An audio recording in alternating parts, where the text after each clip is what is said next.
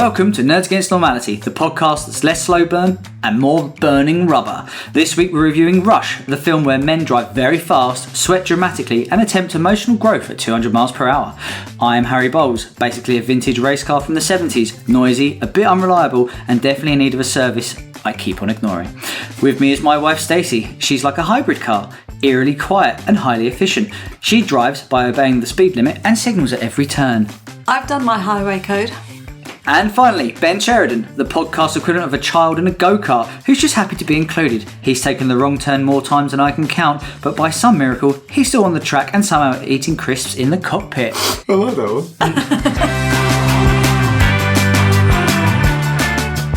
Just to warn you all that this podcast will contain a heavy amount of swearing, adult themes, and the occasional bullying of Ben, of course. As always, if you haven't already, you can catch us on all of the social medias. Make sure you follow us on Spotify, Apple Podcasts, TikTok, Instagram, blah, blah, blah. AOL. Bebo. Do all of that. Club Penguin, we've got a room. So before we get into our review of Rush, we're going to do a little catch-up. And we're just going to talk one thing that we've done since our last recording. And so... Ben, I'll open the floor with you. What have you been playing, gaming, watching, whatever? I have a film that I've been wanting to see for a little while that I finally got around to watching. Admittedly, not in the cinema. I watched it on streaming. And I kind of wish... there's a film you do see when you get it on Blu-ray or something like that and you think, I really wish I had actually seen this in the cinema. Have you subscribed to my Pornhub? Okay, forget everything I've just said. That got a cinema release. Just wish I'd seen it in 4D. Lion King 2 didn't get a cinema release. But Stacey splashing her vagina on a screen. Splashing? Yeah, so it's film I kind of wish I'd seen in the cinema now, but I'm very glad I watched it. I watched Sinners. Oh, I haven't seen it. Sinners is the... I'm so glad you asked, Stacey. Sinners is the new film by Ryan Coogler, who did Black Panther and Black Panther 2? No idea. I may have got that one wrong. But he also did like Creed and those ones. So is Sinners a superhero thing? No, this is... right, how much can I go with? It's a vampire flick, isn't it? Yeah, it's a vampire horror film, and it's an original IP by him, and written by him, and stars Michael B. Jordan. Yeah, because you can only work with him now. Absolutely. He is in Black Panther, isn't he? Obviously. He's in Black Panther, he's in Creed, yeah. And he was also in his first film, Fruitvale Station. So, they pretty much always work together. There's not much else I can really say about it, apart from, it's...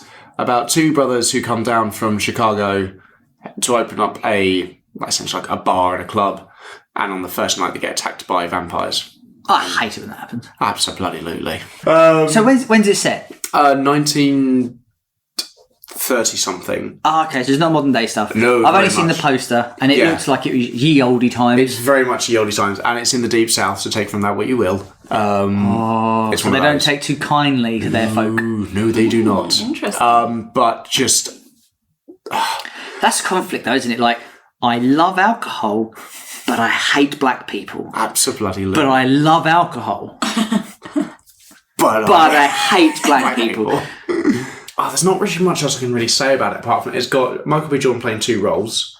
Oh, okay. He literally plays twins. Nice. And you, after a while, you forget.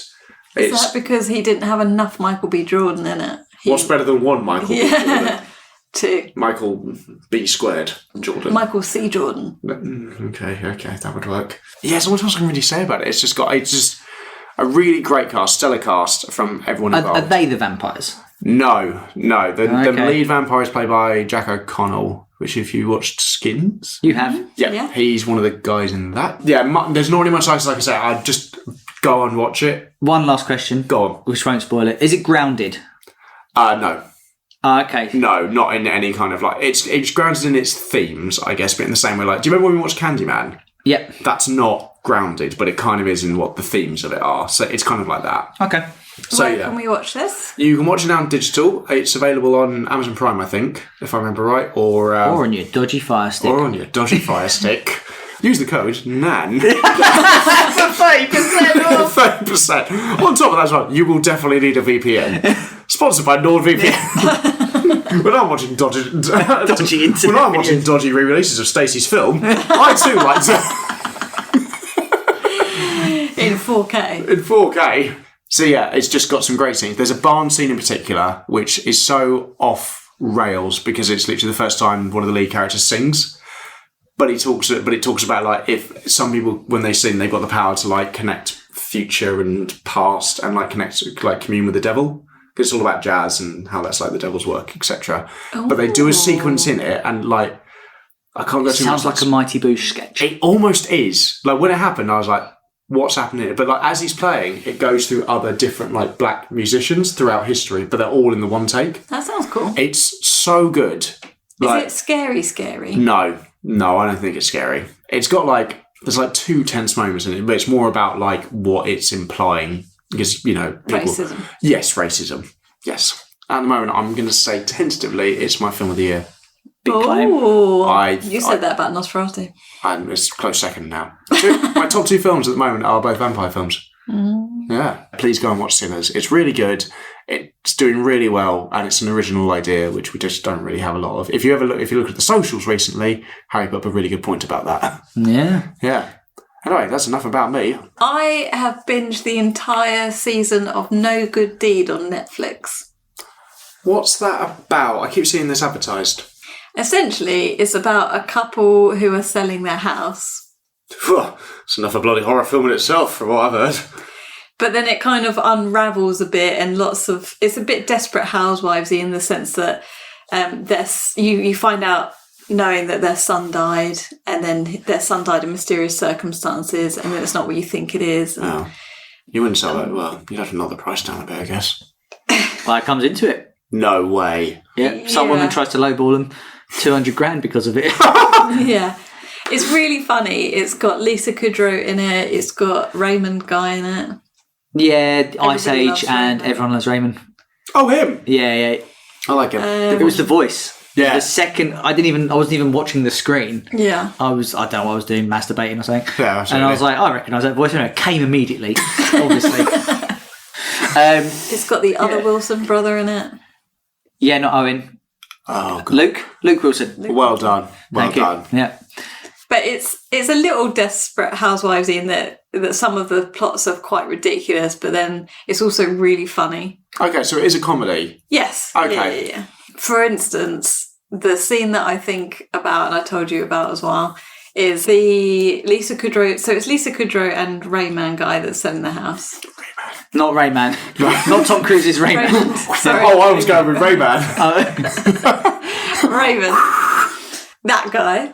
They're selling their house, and his brother is also an ex-con who blackmails them for money. So his way of dealing with this is to try and find a coke dealer because he wants to get him planted with coke, so he gets put back in prison immediately. So he ends up going to a coke dealer, and the coke dealer lines up loads of lines, and she's like, well, you got to try it. It's rude if you don't try it. And he's like, no, I'm fine, I don't need it. She's like, no, it's rude if you don't try it. So he ends up spending the afternoon snorting all these lines of coke and then immediately gets busted by the police and put in prison. It's really funny. Try before you buy it. Yeah. It's not very long either. It's maybe about 10 episodes. I thought there were 2 seasons out because I'm sure I saw it before, but there's only 1. Is it a Netflix original? I think so, yeah. Okay. Does it finish? There's going to be more. I would imagine so because they've left a lot of things open for open for Open house. more. Yeah, it's an open house. Nice. It needs more viewing. Anyway, what have you been up to? Yeah. So I have been ploughing, wink, through Claire Obscure Expedition 33. And it is fucking excellent. Oh. Spoilers, because I imagine we'll do a review of it at some point. Yeah, I'd love to review It's so this. good. Spoiler free. Yeah, obviously. So we... I know what you like. You're the fucking spoiler. Yeah. Spoily Stacey. Yeah, that's your Which name. is also the name of your film. Never mind. So I'll go over the brief intro. Basically, you're on an island which is kind of like snapped off from France, and the world has gone to shit. There is a gigantic paintress, and once a year she paints a number. The number started at 100, and every year it goes down. So we're now, when the game starts, at year 34. Now, And weirdly, around the other side of the rock, she's written Brexit means Brexit. And if she can't get it to do something, no one can.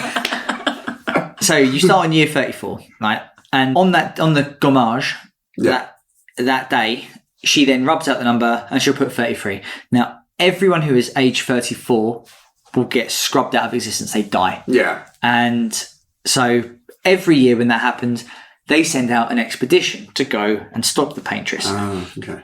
Obviously, now it's at 33. You are Expedition 33. You're going over to the other island to go and try and stop the paintress from obviously wiping out humanity, or what's left of it. And that's all in the first act, where you see your girlfriend get wiped out from existence. It's all a bit emotional. And you go over to the island, and let's just say things don't go that well immediately. Okay. It goes quite south quite fast, I'd say. It's split up into 3 chapters, and they're all brilliant. The story keeps you guessing as well. Like it's not one of those games where you can kind of figure it out halfway through. It keeps you on your toes the whole time. The characters are brilliant. The combat system, revolutionary. They took a very drawn out, boring, just a turn-based combat, which would normally just be like tap X, tap X, tap X. But every fight you have QTEs, so when the enemies attack, you can parry, you can dodge. Oh, I saw a gameplay bit of this, and I was like, my jaw hit the floor. It's so good because every fight as well, there's jeopardy. Like even if you're up against shit munchers, you can lose. Like if you, you're right. Sounds better. Sounds better in French. Yeah, les shit munchers. Fantastic. Thank you. Shout out to all our French viewers who have probably just turned off. And I will say the graphics as well, considering this was done on a studio of about 30 to 35 people. I remember it was a small one. It's very small. Looks beautiful. They seem to do like an effect, and I think that's what helps it. Everything that's close and in focus looks really sharp, but everything that's kind of like in the distance has like a weird blur to it. Okay. And it's intentional. And it's all very artistic. And I will say the story it wraps up, but they definitely leave the door open for more. Yeah. It did really well though as well, didn't it? If I remember right. So considering it released on Game Pass for the Xbox, you can't track those sales really. No. They're just their downloads. It sold physical copies in its first month. I think it was like 3.5 million copies, which is amazing because that's basically that is just PC and PlayStation. Yeah. Because nobody's going to buy it on Xbox. Anyone who owns an Xbox has got Game Pass. Yeah. So they're going to download it for free, quote unquote. Yeah, of course. Free. Very good. Thank you. Anyone who likes JRPGs, can't recommend it enough. It's got a great leveling up system. Like I say, great characters. It's not overbearing. I think there's only 5 playable characters. Yeah. I would say, as someone who didn't actively play the game but was present while the game was being played, it's very pretty. It's unlike, I don't know, it kind of stands out, doesn't it? Every world is unique. Yeah. But the story is sublime. I've seen... it is kind of... Not boring is the word I would use, but between... I'm going to headbutt you. I'm just saying, as someone's a lot actively playing it, between the story bits and all the gameplay, and I get why you love that, and you're doing your building up your characters and stuff like that. If you're just watching, you need something else to do while that's going on. But the story is so good. It's so good. What she's referring to is in classic RPGs, you'll have a good segment, which is like an hour and a half of story, and then you go off to a world where you'll be in a combat scenario for like 2 hours. Grind. Do the grind, learn your new abilities, get new weapons, and then when you go to the new place, you get a shop and more story. That's just how RPGs are. Yeah, you just need something in between the story bits, but it's still really worth, if you're not an active JRPGer, but your partner is, definitely do those bits together. It's on my list, because I've heard great things about it. What's quite sad then is if she had painted the number 33, I mean, you two would have been long gone. No, because I would have gone out on my expedition and just got it done, mate. Oh, fair enough. Also, the best year for that to have the gommage would have definitely been 69. Do you reckon they'd have had wild celebrations? Absolutely. Just a load of old fuckers just going to town on each other. As soon as she paints that number, all of them just went... We could go on an expedition, or... all of them just went... Orgy for the year. Yeah, all of them just went like, nice, and then immediately vanished. On with the film review. On with the review. Right, so we're reviewing Rush, okay? So, set in the sexy, glamorous golden age of F1 racing in the 1970s, the film is based on the true story of a great sporting rivalry between handsome English playboy James Hunt and his methodical, brilliant opponent, Austrian driver Niki Lauda. The story follows their distinctively different personal styles on and off the track, their loves, and the astonishing 1976 season in which both drivers were willing to risk everything to become a world champion in a sport with no margin for error. Released in 2013, Rush is directed by Ron Howard and stars Chris Hemsworth as James Hunt and Daniel Brühl, yeah. stars Daniel Brühl as Niki Lauda. The film sits on 8.1 on IMDb and won a BAFTA for Best Editing. Ooh. Right, so instead of guessing the box office, as I normally would do, I decided to mix it up. What? How many minutes did it take Niki Lauda to get back in the driver's seat? So, in the film... In the film or in real life? Well, both, because it's based on a true story, hun. So, he crashed, and then 42 days later, he was back. How many minutes is that? Oh, okay. I thought you meant like the runtime of the film. No. I could do that movie. Hold on, I'm not going to work this out in my head. Wait, hang on, say it again. 42 minutes. No. Definitely 42 days. longer than 42 minutes. 42 minutes. I think in 42 minutes, he was still on fire. I'll tell you what, back in that day, men were men. Yeah. You'd spin out, you'd crash, you'd walk back to the pits, dust yourself off, and you'd get back in the car. He just got again. shit done. You just got shit done. He'd probably also working in the mines as well, in overtime. 42 days. It was 42 days from crash to re-entering the Grand Can Prix. we work on this together, or are we having to go against it? Face off. We're Okay. facing off. How many minutes No, because that would make it redundant. Oh, it's a fun little game. You two are messing up my maths! Shush! Okay, I'm just going to wing it. Numbers. I'm going high. I'm going 30,000. 30,000 seconds. You're on 72. Seconds? Minutes. Oh my god! Or seconds. I'm going to go... Jesus. I'm going to do... Did you just go Irish? What did you say? 30,000. I'm going to go 62,000 minutes. Fucking pretty close. Shut up. 60,480 minutes. Well, I'm not good at maths. That's pretty spot on. That's Thank you quite impressive. very much. And I also knew you would probably ask this question. I looked it up before. Absolutely. I could have done it in seconds as well. Go on then. How many seconds? It's not important now. Times that by 60. Oh my god. You're talking 3.6 million, I reckon. Which is probably the box office return, I imagine. 3.6 million? Yeah. I hope they have a bit more than that. So, I have got that. The film cost 38 mil. Did it really? That's exactly what I was going to say. That is quite... Yeah. Oh, that's cheap. By this 2013, Hemsworth wouldn't have been full big dick energy Thor, right? He would have been in Thor, but he wouldn't be the actor that he is now. Niki Lauda would have... I don't know what he was in. I know he was in, obviously, Captain America 3. Yeah, he's also in Inglourious Basterds and that sort of stuff. Anyway, so it cost 38 mil, and it took 98. All right, so... Respectable. Pretty much just about made his money back. Yeah. So I was surprised. I thought it would take more than that. Yeah, me too. No Rush 2 on the horizon then. We're not in a rush for a sequel. Ooh, it's good podcasting. Where's the alarm? Anyway, let's warm up those tyres and get back on track. Ooh, goodness me. I had We that are one ready on to go. Fantastic. Let's Don't take the piss out of people setting on fire. Come on, mate. That's some mate. class. Yeah, Jesus. Anyway, so first part, general vibes. Have you seen this before? Many times. You've seen it many times. We haven't seen it before. No. I was nervous. Was you excited to watch it again? Yeah, I was nervous choosing this for you too. Because this is full disclosure, I'm a massive motorsports fan. Are you? No. This is your second film that has cars in. Yeah. First one. Gone in 60 seconds. Nosferatu doesn't have any. It has a cart. Goes quite Horse and fast. carts. It goes as the horse flies. Exactly. It does go as the horsepower. How about the horsepower is that? It's just one door. Good. Yeah, many times. I'm a big F1 fan as well, so I kind of knew this story anyway, like just in the history of it, and I think I saw this when it first came out years and years ago. So this was 12 years ago. Yeah, 2013, and I've just sort of watched it on and off since. It's probably my favourite racing. Where do we watch it? Netflix? I think it is on Netflix.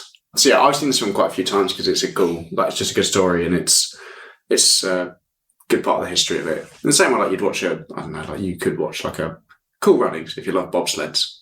Yeah, same vibes. Yeah, same vibes. Exactly the same. Both go quite fast. And was you excited about watching a Formula One film? I can't say that it was on the top of my watch I was list. really worried about this one because I was like, I'm really doing a swing and this could either be a real hit or a real miss. Again, as is normal for most of my choices on this podcast. No, I didn't have high expectations because I know nothing about Formula One, and I'm really sorry, but I don't care about it enough. I didn't know it was based on a true story until we finished the film. Yeah, that's a funny thing. That's a funny thing. I thought you was going to hold off on that. Oh, yeah, no. I just thought it was just a fun film. Until the very end when it was like, this was based on a true story. And I was like, they should have opened with that. Turns out they did. They actually did. They did, yeah. We missed that part. Just clocked out. I don't know what we were doing at the time. Did you need to sit down on the sofa and then push play on the remote, please? But I hope that I'd be pleasantly surprised going into it. Like, I thought maybe it would change my opinion on Well, you've watched like several football documentaries. Yeah, we I watched the love Adam them. Sandler film, the basketball one, which is very good. Sports films can be they can be difficult to pitch to people. And They can be very motivating, right? Yeah. I just think, God, what did you think of this, Harry? What was your idea? So I had no excitement for this because I just don't. Because you hate my films. Yeah, basically, I was like, he's recommended it and he hates me, so he's picked a fucking another shitter. But I had the same kind of thoughts going into it. Do you know what I mean? I thought maybe I'll love it. Like, I've got no interest in fighter jets, but I fucking love Top Gun Maverick. That's because of all the volleyball. Yeah, I love sweaty men action. oiling themselves up and like cheesy soundtracks and yeah. Do you think this film is accessible to non-Formula One fans? I genuinely think it is, actually, because it doesn't try and explain anything. It doesn't try and explain away like rules or regulations or why they're doing a certain thing. Does that make sense? Like it's like if you watch like a football film, like you watch I don't know, like you watch Damned United or something like that. But like they don't try and, they don't like do a shot of him, or Ted Lasso, they don't do a shot of him like crossing it over. It's like, well, he's done the offside rule. And for people that don't know, the offside rule is like they don't do that in Rush. They don't be like, he's gone to these tyres and that means that It's just like, you just sort of know. Yeah, that holds your hand. I think so, but like, what did you two think? Did it, as two people who know nothing about Formula One, were you lost in it? I learned two things about Formula One. Car go fast, and car crash fast. I learned about the point system at the end, and so as in you don't win a race because you're like getting points for the race, and then they add up to who's the winner. Does that make sense? Yeah, so you have many, many races. I don't know how many there are on a circuit. Yeah. In my mind, it's just one race, and whoever wins it, but it's not as many races, points. Oh, okay, so it's like a season. So I learnt that. Yeah. And the second thing I learnt about Formula One was it's full of rich dickhead blokes. Do you know what's really funny? It's not really changed. I can imagine. It's still full of a lot of rich dickheads. We did have a good time with his first sponsors. And they're like, we've got you your new kit. And they're giving me suit and it's got like sex written on it. And that was like then a running joke that we'd like, penis, vagina. I can drive the car with my penis, you see. Wank. He's on fire. If that was filmed today, everyone would just get their phones out. No one's helping him. No, poor Niki. Did you learn anything about Formula One? I already had a grasp on it, to be honest with you. I knew that they have a season, and just winning the race just accumulates points. I don't know how many points you get for winning a race compared to first, second, third, blah, blah, blah. But I had to obviously explain to you, because you go, how do they know where they start? And I was like, well, they just guess. You know, like when rock, paper, scissors. There's 30 people there. You know when you're letting someone into like a parking space at the supermarket? It's like that. Like, no, please, I insist, you first. Like, oh, cheers. That's how it works, actually. It still works like that to this day. If I'm honest with you, I came away with more questions about Formula One that we don't have time to ask on this podcast. That's fair, which is why we're doing a brand new podcast, F1 with Ben. Did you buy the rivalry? Yes. So, yeah, I bought it. And also, like, I'm going to say, like, I'm sure it's on the notes, but they're both really good in this.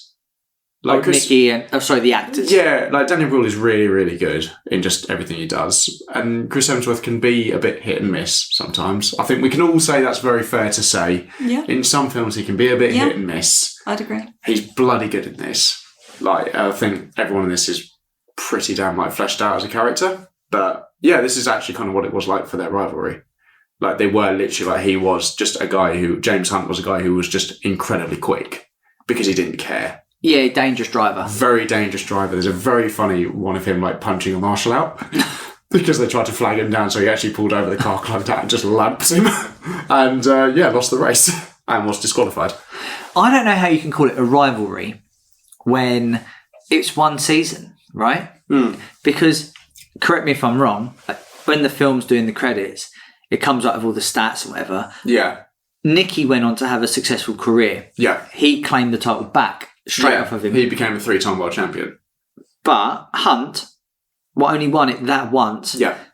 Basically was a mentalist, went on the drink, retired early, and then died of a heart attack. Yeah, that's pretty much it. Is that a rivalry when you've only had one season? I think one of them definitely won it in the long run.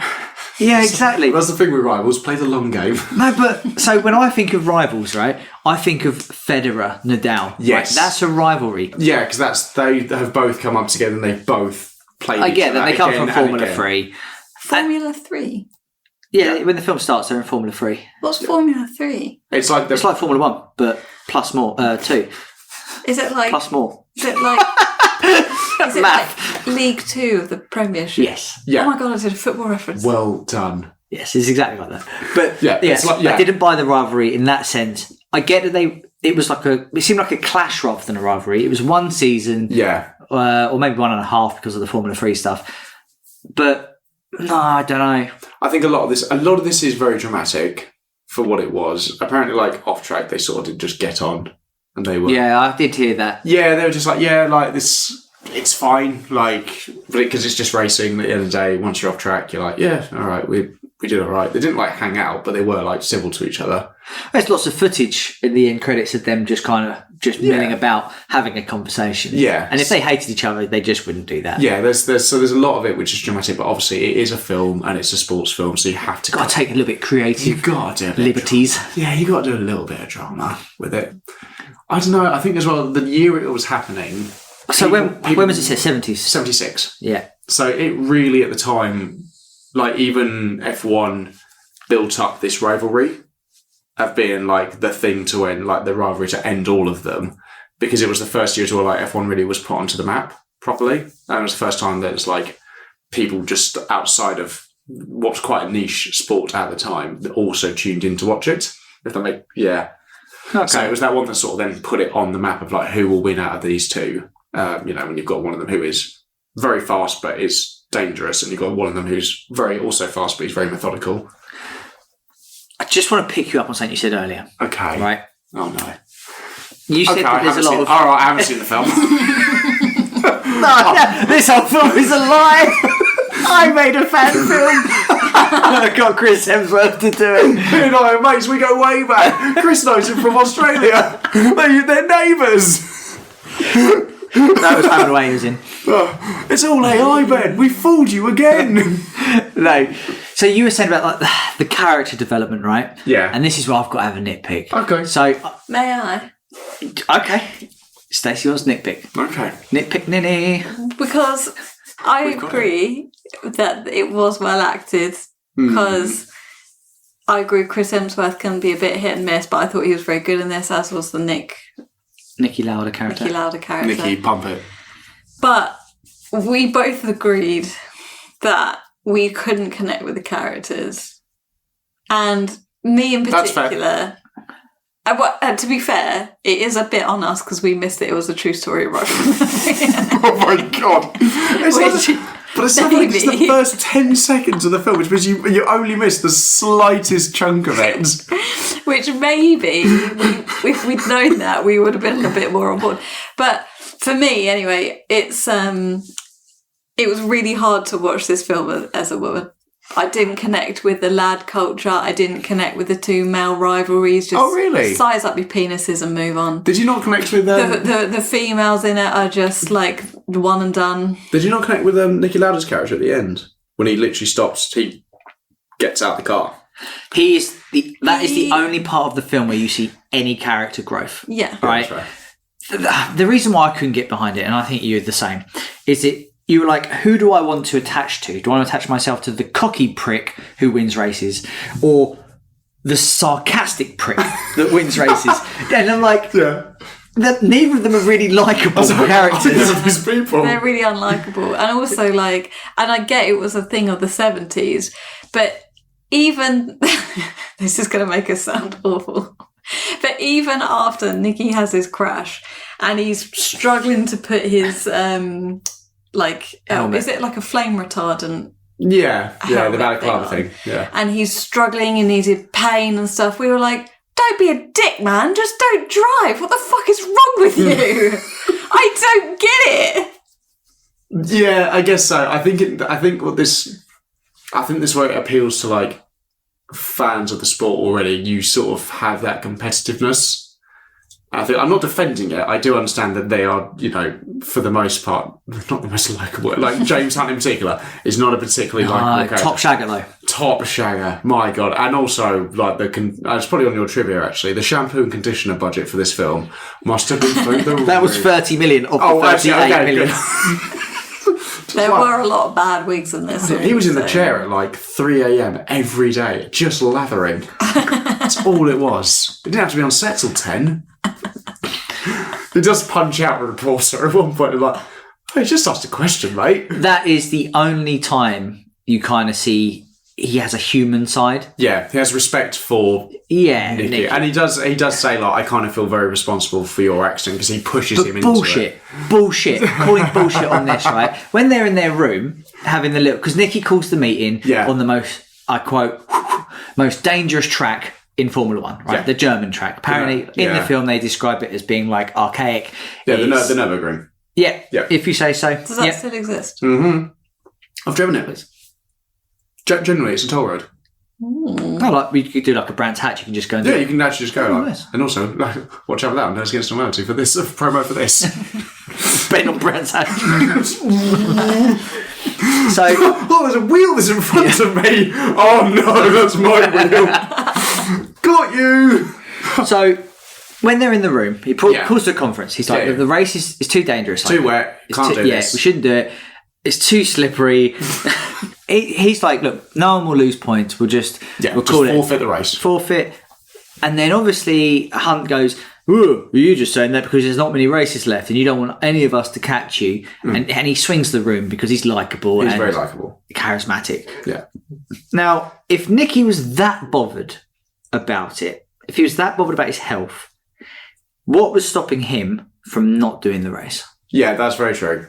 Because was there anything? Because he could have just gone, oh, I've got the shits. Because then he can't race. That's the press release. Yeah. Sorry, lads, I've got the shits. Sorry, I lied on the grid and I just shit myself in the cockpit. It is a fucking mess in there. And also, this zips up from the front. There's no pockets. It's still in there. Because he misses 3 or 4 races after that. Well, imagine because he got set on fire. I mean, but as opposed to having just missed the one and avoiding the, health issues. I'm sure he would have loved that in his hospital room. He would not. Like, oh, I fucking told you so, didn't I? Oh, you had to race, didn't you, big man? You've lost 4 races.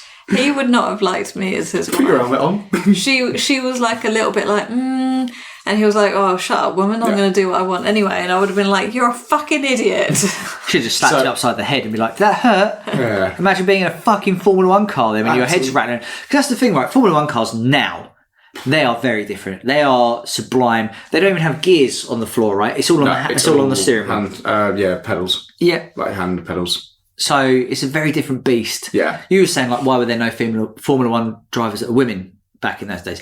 And I think it's because back then, it was hard. Men. Yeah, plus penises. Right. And also, like, they used to have to drive the cars to the set. Wouldn't be able to park it. No. There's never been a Formula 1 driver. So is there not their own league? There is now. I don't think there needs to be their own league, though. There is there's the F1 Academy now, but there's been 3 F1 female drivers in history that have done a race. There's never been a full-time female F1 driver yet. Mad. Despite the character parts of this, when it's off track, what did you think about when they were on track? Did you enjoy it? Did you enjoy the races? I thought, being completely honest with you, it could have been done better. Really? I think it looked pretty. It does look great. But I didn't get the adrenaline rush. Like when I watched Maverick and they're flying and they're like overlapping with each other, you get that adrenaline rush of like, oh, fucking hell, like they were close. With the Formula One, I didn't buy it because it seemed so fake. I've watched Formula One races, right? Yeah. And it's all about the first lap and the last lap, right? Yeah. And in this film, the commentators, oh my God, he has overtaken him and it's on the third lap. And it's like, yeah, there's 60 more laps to go. Like, you can't be doing this much energy. Yeah. No commentator is that excited in the third lap of a Formula One. Apart from maybe Snooker. Oh, and he's potted the pink. Oh, he's done it, lads. They said it couldn't be done a third time. The bit that comes remotely close is when they drill the hole in his visor for the rain. That's true. But then they never, they do it once and then we've moved on. Like, they don't focus on that in the racing element. They get a lot of the, rain stuff correct, which is a weird detail, but, it is literally you can't see anything in front or behind you because they have that line in there. So it's I won't be able to see, all the spray is going to come into my face. When I'm there, it's don't be second then. Be first and you won't get the spray. I didn't buy it. That's the problem. I wonder if you're... Because at some point we might go watch the new F1 film. I'm looking forward to that. Yeah, I've heard good things. It's the same... Well, it's the same guy who did Top Gun Maverick. And I would say the actual... I've heard the stories very, very over the top for what it actually is. But the Brad actual... Pitt's a likeable character. But the racing in it is going to be as close as you can probably get. I've never watched a film and thought he's a prick. So does Chris Hemsworth. He's a bit of a prick as Thor. Yeah. It's only by number 3. He's a pretty prick. He's a pretty prick, yeah. Oh, I'd let him touch me. Yeah, I'm not saying I wouldn't, but... No, of course not. Nobody even asked. I don't know, I just threw that in there. I don't know, did. No, don't interrupt him, Stacey. Let him I'm digging. Just keep digging. Okay, so I just want to spend a little bit of time on the accident, because it's quite a big factor, right? When's there an accident? When he shot himself. The first 10 seconds... the true story. How do you think they dealt with the accident? Do you think it was too much? And obviously it was real. It happened. Yeah, it did. But did they go too far? Was it not graphic enough? Did you want to lick his ear? Because that ear was horrific. I think that really held up, actually. That was probably one of the... No, I don't want to say best moments because obviously it's based on a horrific incident. But I think you felt the jeopardy. You could see when he couldn't release himself. You could see the flames going up around him and you could hear how panicked he was and everyone around him trying to get him out. So I think that was actually really well done. I don't think you needed any more. And he looked fucked, didn't he? He looked like Frankenstein's monster. He had skin graft put all over him. Recovered pretty quickly. Well, yeah, I mean, but the fact... when we were watching it, bear in mind, we didn't realise it was a true show. We were like, bullshit, 42 days and he's back in the race. And he actually did that. He did. Yeah, that's insane. That's insane. Yeah. I mean, he must have just been running on just pure adrenaline because there's no way he'd be in a fit shape. And the reporter afterwards that really attacks him... I'll be like, look at your face. How could a wife love that face? Yeah. Those were the two most emotional moments of the film, I think, for me. The actual crash is almost like frame by frame the same. So the footage of that crash exists still because it was televised. Yeah, of course. And eventually got released. So that actually pretty much happened exactly that way. He did hit the wall. He did get smashed into by another car and then another one. And he was in the car for something like 90 seconds or something. That's a long time when you're being on fire. And at the time as well, when F1 cars were not safe. They all joke about it being like a coffin on wheels. There's a scene it was cut originally, but I think people have found it. The bit when the first race they both turn up to, when they're both racing, a guy genuinely died in that race. He got decapitated by a barrier. That is in the film. Oh, is it? But they only... It's on the news. And So Chris there was Hemsworth goes over to see. Yeah, there was a scene Niki where kind of just brushes it off, being like, well, we all know what we signed up for. Yeah. And you can see that Hunt is... Because that's how he races. Yeah. You can see that he's a bit shaken and a bit like, ugh. Did you Were you shocked when it happened? Because obviously you two didn't know it was going to happen. Yeah, I was actually. Because we were too busy trying to figure out who we were meant to side with. I didn't know whether it was going to be James or whether it was going to be Niki that crashed. And we thought it was going to go Hollywood. We thought it was going to be, okay, James is going to pull over and drag him out, whatever. Because at this point we thought it was just a Hollywood film. Yeah. Because you just happened to you do that thing when you close your eyes for 10 seconds at the start of the film to really get into it. What happened was when the film started, we were too busy eye-rolling that you had chosen the film. Oh, that makes and we sense. missed it. That makes sense. Right, so we've gone over quite a lot of serious topics here. Absolutely. So I want to lighten the tone a little bit. Okay. Do a little game for you, okay? We've all seen Wacky Races. Yeah, love that show. You've seen it? Mm-hmm. You know the premise. Right, so I'm going to give you 8 drivers, all from our previous podcasts, all our reviews, right? I don't want you to pick where they're going to finish. I just want you to pick the podium, so who's first, second, third, and then the 5 just get killed. Okay. Can I write As this is down? standard F1 rules. Of course. Is that- Yeah, the turnaround in F1 is insane. That's why there's no women drivers. They're too smart. Absolutely. Okay, so I'm going to go through the drivers. Okay. And maybe some things that might hinder their chances of winning. And I want you to pick who you think will win, who you think will get silver, who's going to get bronze. Okay.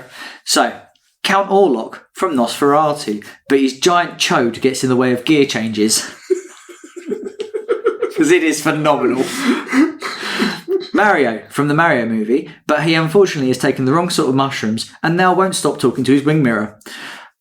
The T-800 from the Terminator, but when his information was being installed, they used LimeWire and he ended up getting hardcore malware. Kevin McAllister from Home Alone, but he glued himself to himself when he was getting a little bit too excited, thinking of new trap ideas. Joy from Inside Out, perfectly normal, happy-go-lucky driver who has no issues. Although she is a woman. Also won't stop trying to make core memories in the pit stop. Thought I'd throw that bit in there. I knew you'd do an eye roll. You can actually hear that on the recording. Sonic from Sonic 3.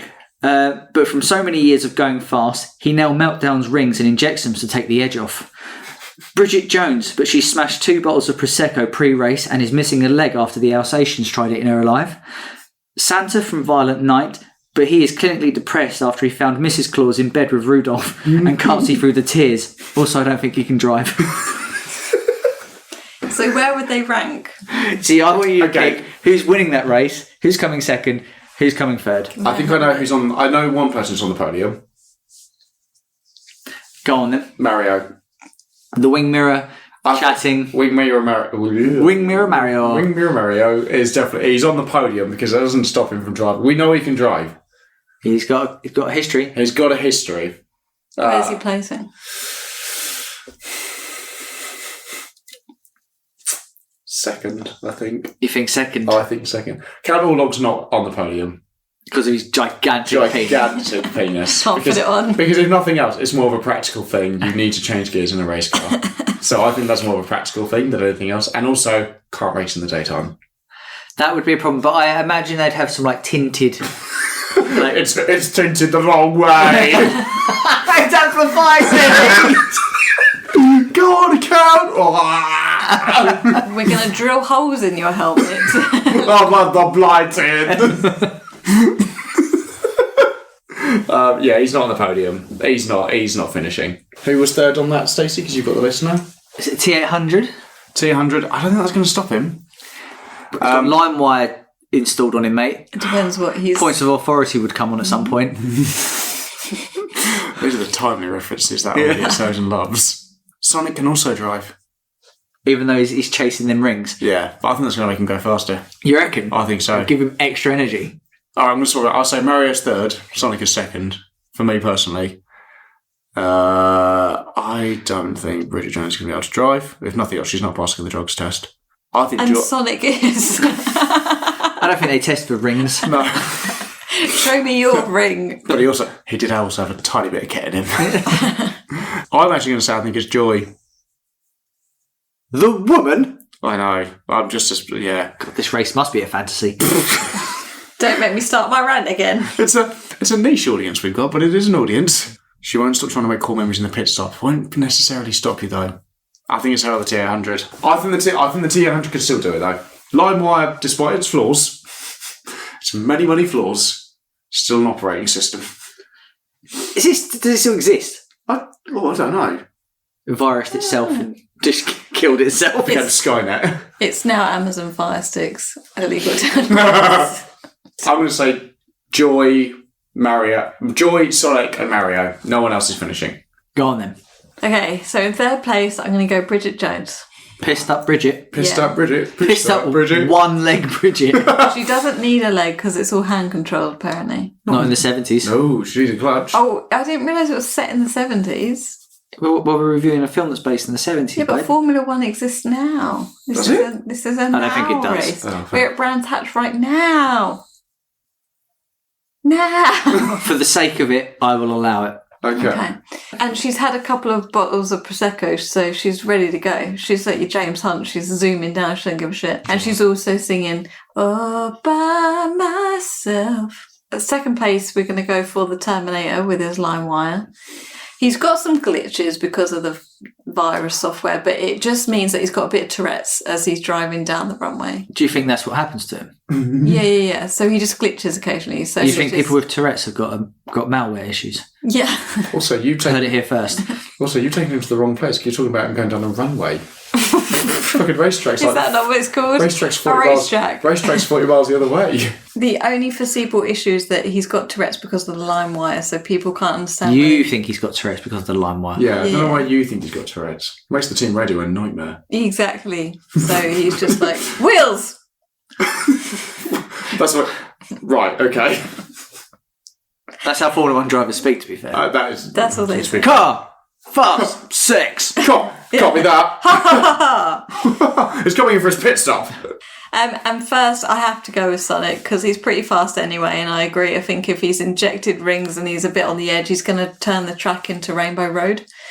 And he's just going to go. You can tell you've not been brought up in a house where they inject stuff into them. Trust me, he would not be going fast.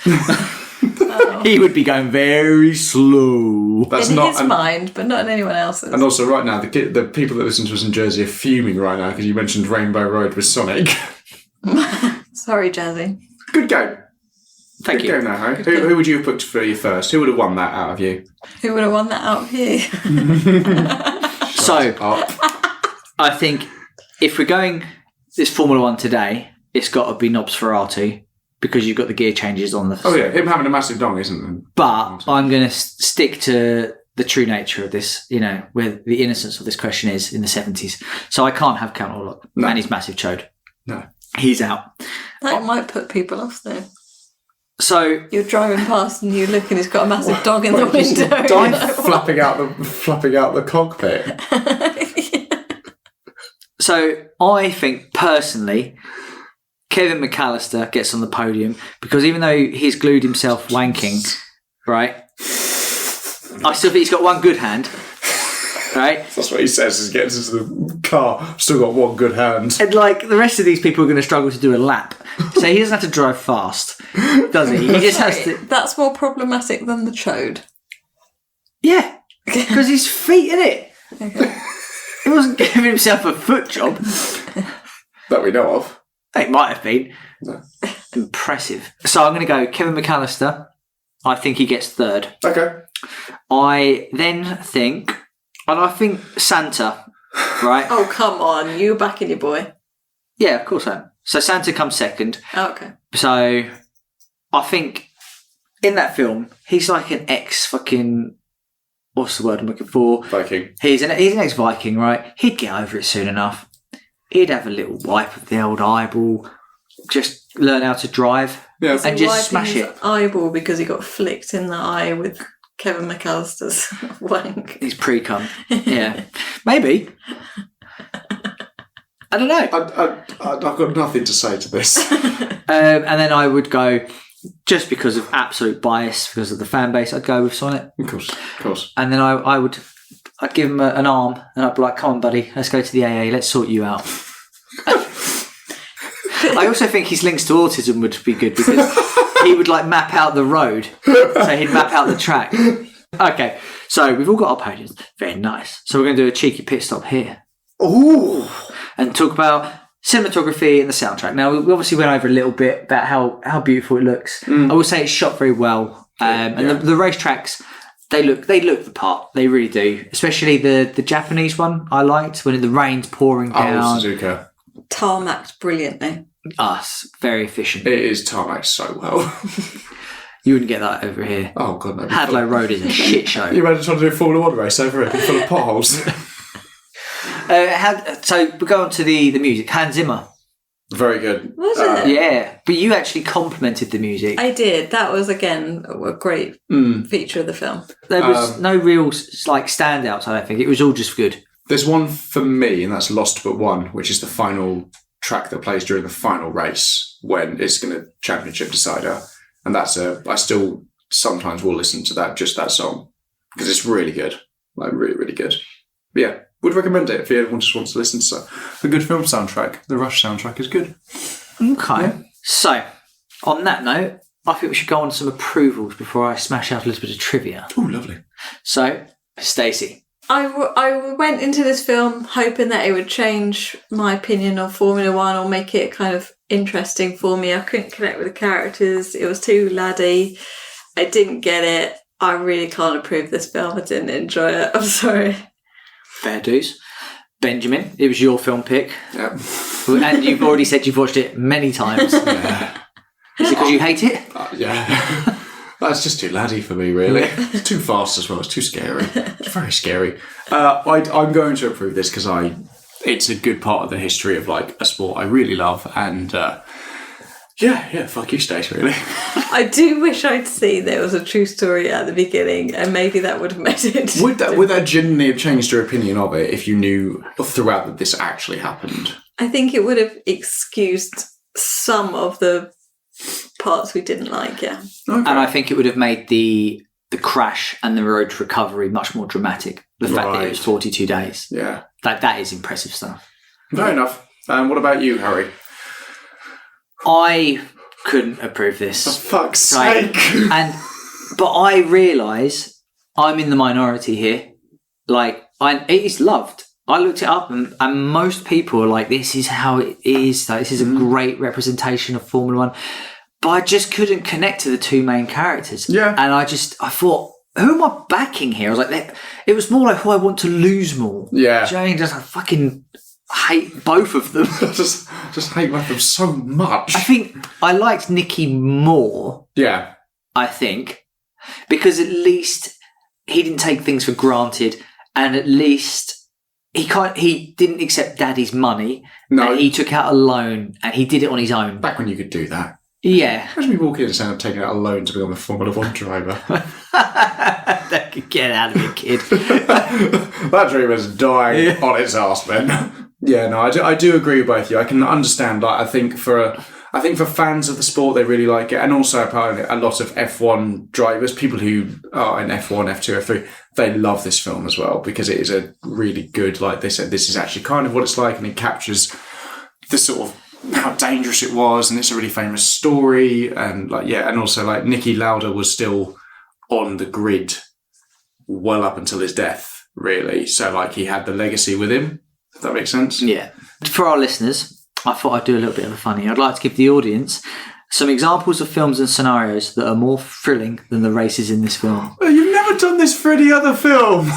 Chitty Chitty Bang Bang, going uphill. Oh, come on. The Mario Kart scene in the Super Mario Bros. Movie. No, it's not. My nan reversing out of a driveway. The milk float scene in Father Ted. The loading screen for Gran Turismo 7. The Teletubbies rolling down a hill. Right, okay. Turning your horse around in Red Dead Redemption 2. Right, okay. The bit in WALL-E when he slowly rolls away from the camera. Harry Potter running at the wall in King's Cross. A Lego set being assembled by a one-armed child. Austin Powers doing the 72-point turn. We're still the forklift segment in Shenmue. The bicycle chase in E.T. I'm gonna forget that time Peppa Pig got lost in a car park. The Only Fools and Horses episode where Del Boy drives a three-wheeler across Peckham in a snowstorm. The tutorial level in the PS1 classic driver, my dash cam footage when I'm stuck in traffic on the M25, climbing over several small stones on Death Stranding, playing Crazy Taxi and abiding by the speed limit, waiting for Ben to reply, two slugs fighting over a damp leaf, trying to watch YouTube on a 52k dial-up, hiding in a box in Metal Gear Solid, getting a new console and having to download a 2 terabyte update, Paul Walker's dead CGI face used to sell a franchise, waiting for Prince Andrew to sweat, the Domino's app when you can see your pizza being made, waiting for King George VI to finish a sentence in the King's Speech. That seems like a lot of scenarios there, Harry. And that was just off the top of my head. I didn't even read it from anything. Oh. And that is the second segment. Which I hid. You M. Night Shyamalan. No, what a twist. This is starting to amount to bullying. Right, you skid marks. Let's get on with some trivia. It's another Formula 1 reference. Alright, okay. To accurately portray Niki Lauda's post-crash injuries, Daniel Brühl, he endured 5 hours of makeup daily, wearing prosthetic scars modelled directly exactly like how he is. Even Niki, when he saw it, he said he looked like even more like how he does. Freakishly accurate was the quote. You look more fucked up than I do. I think 5 hours. That's insane. 5 hours in cherries. Yeah, that's a lot, but yeah, that is. I mean, yeah, you'd be Daniel. You'd be dreading that when those days came around, wouldn't you? Like, you imagine doing all the days before the prosthetics. Well, he does kind of magically get, like, so don't get me wrong, the horrific injuries are there. You see them. You see the cauliflower ear, and I don't know why I'm obsessed with it. And are you hungry? For ear, and but when he goes back and has the interview 42 days later, yeah, he just kind of has, like, you can see the veins, can't you? And I think that's probably because for his sanity, he couldn't be doing that the whole film. No. Like when Jim Carrey did The Grinch, he had to do a similar thing. Yeah, he went insane, yeah. Oh my God. Yeah, so next one, sorry. Ron Howard, he insisted on using practical effects. All racing sequences were filmed using real cars, real drivers, and custom GoPro-style camera rigs, which is why it's so visceral. Oh. Yeah, impressive. Well, that's a big word. Visceral. Yeah, I stole it from Ethan. I don't know what it means. And it didn't thrill you once. Niki Lauda worked directly with director Ron Howard and Daniel to basically get his image, get his accent, get his body language, get everything down to a T. And he said by the end of it, he said he did a better Niki Lauda than him. So he smashed it out of the park, basically.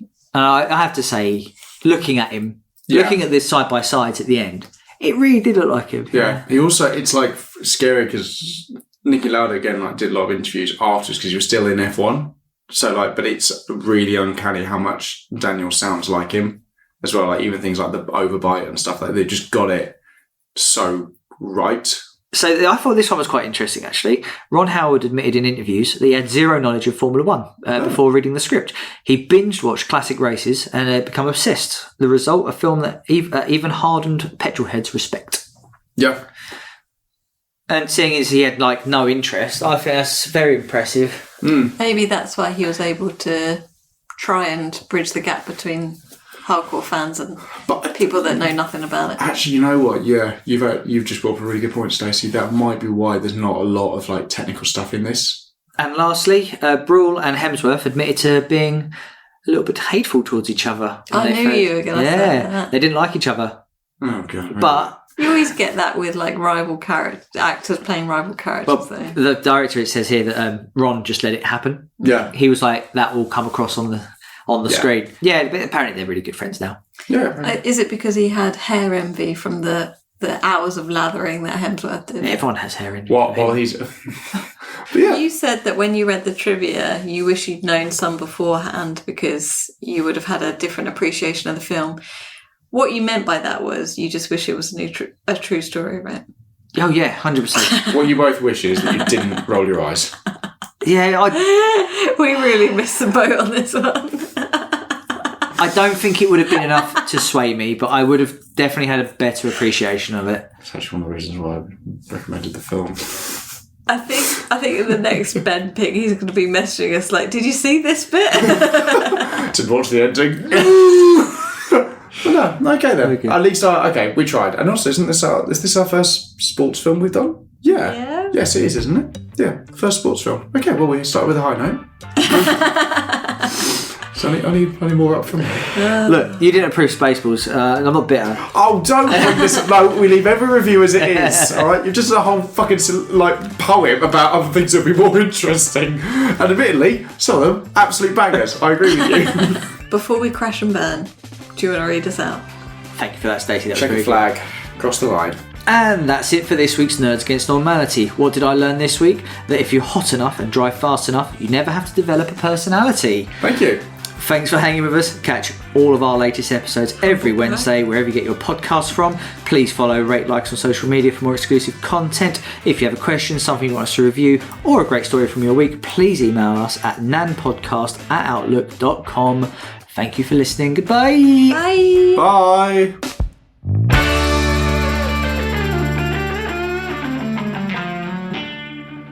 I've just got to stop picking bad films.